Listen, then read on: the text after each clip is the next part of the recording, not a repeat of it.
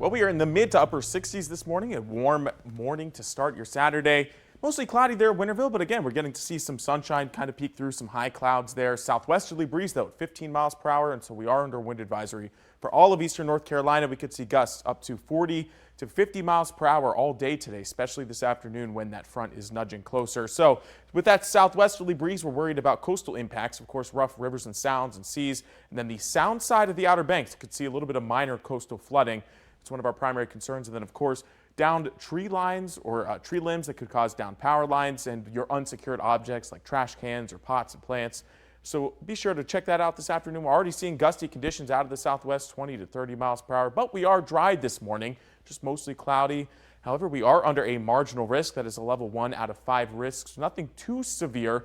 And in fact, the severe threat has kind of seemed limited. The trend has been a little bit drier where this cold front nudges closer, and the prefrontal activity there's not too much oomph to it. The lunchtime to the early dinner time hours is when you would see a shower. But here's a separate model giving a little bit more optimism to that line of showers.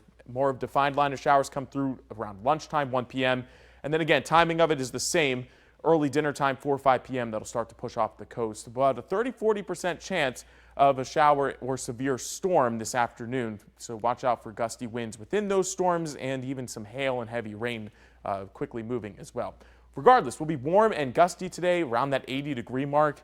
This line of storms now moving through the Appalachians. The next couple hours is going to be key here to see if this starts to fizzle out in the western portion of the state. So stay tuned, stay weather aware today to see how these lines of storms kind of act up as they reach eastern North Carolina.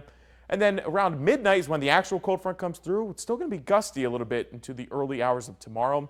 It's going to be a chilly breeze. We're going to cool down a little bit here. So cooler tonight, not the 60s like we've seen, upper 40s, low 50s across the region, becoming mostly clear.